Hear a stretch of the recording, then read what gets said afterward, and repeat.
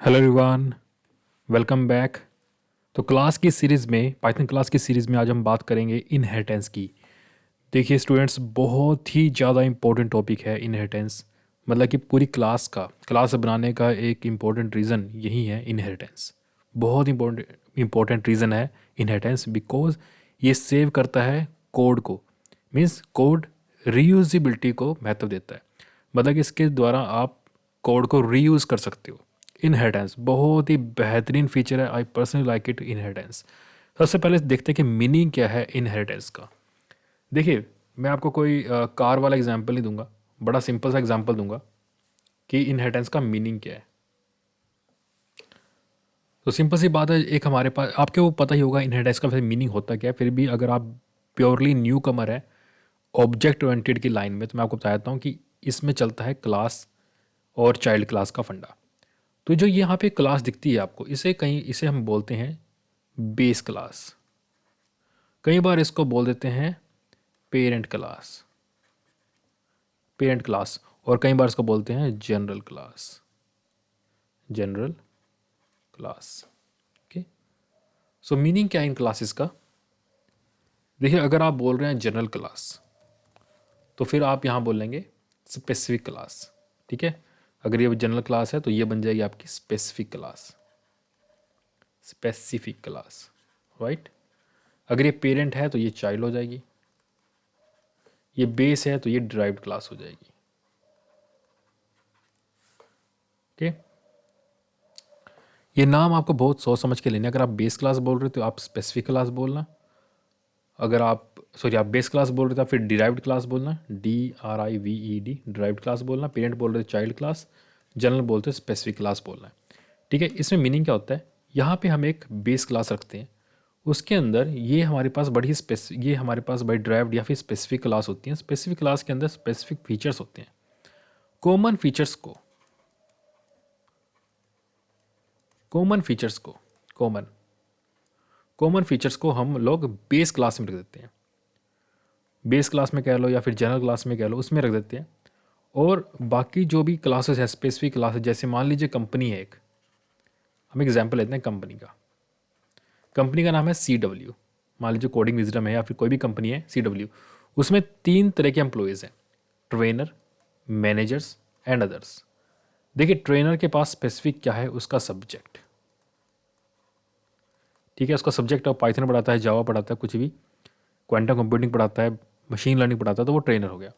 Manager कौन सा department को मैनेज करते हैं, तो यहाँ बड़ी स्पेसिफिक बात होगी डिपार्टमेंट। अदर्स होंगे जो अदर्स एम्प्लॉय होते हैं, जो जैसे रिसेप्शनिस्ट हो गया या फिर अदर हाउसकीपिंग स्टाफ हो गया, एडमिन हो गया, वो अदर्स में चलेंगे, वो अपने अपना काम करते हैं। अब CW, अगर मैं बात करता हूँ CW कंपनी, इस क्लास के अंदर मैं कौन सा डाटा रखूँगा, जो होगा मेरा common to all. Common to all क्या होता है कि एक कंपनी में क्या क्या कॉमन होता है सब एम्प्लॉयज़ के बीच में, जैसे उनका नेम, एक उनके पास एक नेम होता है सबके पास, एक एम्प्लॉय आईडी होती है, एक ईमेल होती है। ठीक है, सब सैलरी पे काम कर रहे हैं। और ऑथेंटिकेशन का सिस्टम, जैसे पंचिंग कार्ड होता है या फिर कुछ भी अगर आपको मिला है कंपनी में एंटर करने के लिए, या फिर कोई भी ईमेल या फिर ईमेल आईडीज़ मिली है या फिर ऑथेंटिकेशन सिस्टम मिला है जिसके थ्रू आप उनके सिस्टम में एंटर करते हो, तो ये चीज़ें सबके लिए कॉमन होती है। हो सकता है कि अदर्स के लिए ये ऑथेंटिकेशन सिस्टम ना हो, but email, employee ID, name, salary तो होता ही होता है। सैलरी के बिना तो कोई काम करेगा नहीं। नेम, एम्प्लॉय आईडी, सैलरी तो होता ही है, और ईमेल भी होता ही है। तो ये जो कॉमन फीचर है, ये हम बेस क्लास के अंदर इंट्रोड्यूस कर देते हैं, ताकि हमें ये फीचर्स बार बार ना लिखना पड़े ट्रेनर के लिए, ना लिखना पड़े मैनेजर के लिए, ना लिखना पड़े अदर के लिए। तो यहाँ से आप देखिए आपने कितना कोड सेव कर लिया है। ईमेल आईडी बनाने का system common for all, employee ID generate करने का system common for all, salary system generate करने का system common for all, authentication system create करने का सिस्टम का प्रोसेस कॉमन फॉर ऑल। तो ये चीज़ें जो भी कॉमन है, इसको सिर्फ वन टाइम लिखा जाएगा, और ये क्लासेस ट्रेनर, मैनेजर, अदर्स यहाँ से इनको इनहेरिट कर लेगी। तो जब वो इनहेरिट कर लेगी तो आपका मतलब आपका पर्पस सॉल्व हो जाएगा। तो ये है इनहेरिटेंस का फंडा। ठीक है, अब चलते हैं एक्चुअल कोडिंग की तरफ। तो फ्रेंड्स, ये हमारा कोड है कोडिंग विजडम का। ठीक है, ये कंपनी कोडिंग विजडम लिख दी मैंने, यहाँ पे इसका कंस्ट्रक्टर है, यहाँ पे ईमेल है।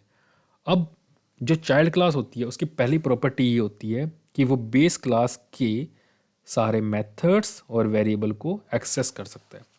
अब सिंपल में देखते हैं, इसको मैं रिमूव करता हूँ यहाँ से और यहाँ पे मैं पहली क्लास बनाता हूँ। मैंने मान लीजिए बनाया ट्रेनर, ठीक है।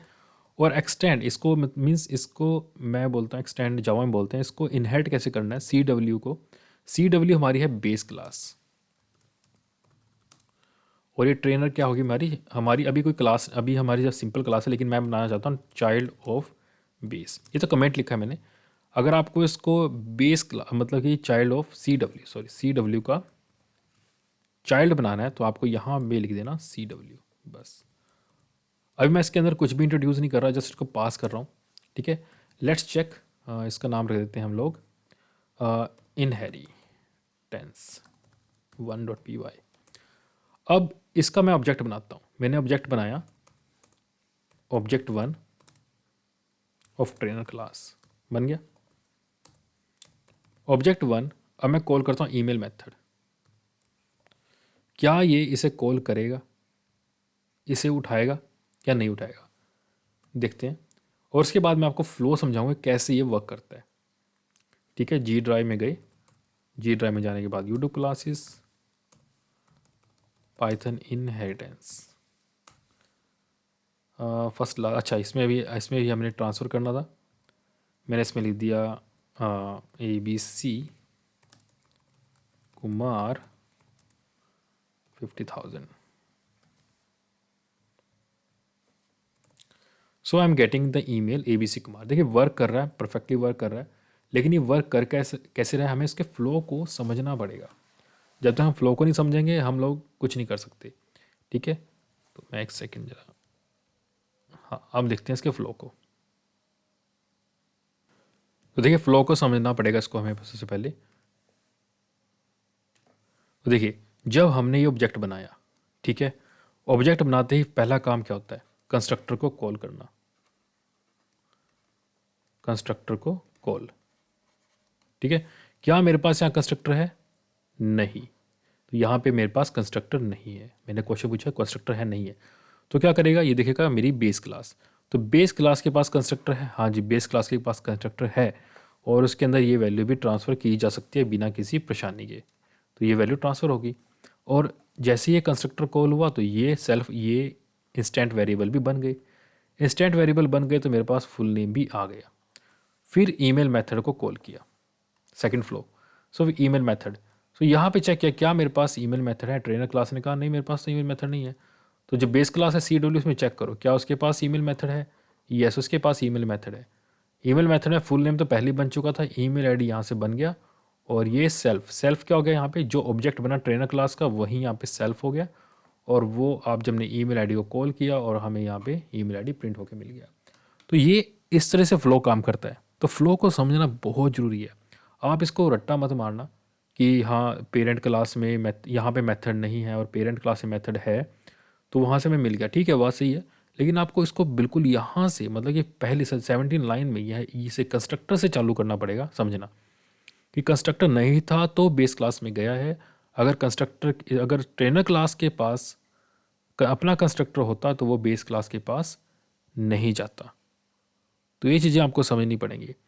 तो अभी की वीडियो में सिर्फ इतना ही। अगली वीडियो हम देखेंगे कि कैसे हम ट्रेनर के अंदर कंस्ट्रक्टर क्रिएट करते हैं और बेस क्लास के कंस्ट्रक्टर को भी इनिशियलाइज करते हैं। उसका इम्पैक्ट क्या पड़ेगा, ट्रेनर क्लास के अंदर हम कंस्ट्रक्टर क्रिएट करते हैं तो उसका क्या इम्पैक्ट पड़ेगा बेस क्लास के ऊपर, तो वो हम देखेंगे नेक्स्ट वीडियो में। ये इनहेरिटेंस की सीरीज़ आप पूरी देखना, बहुत काम की है, इसमें आपको बहुत नई चीज़ें सीखने को मिलेंगी। Bye bye everyone, bye bye.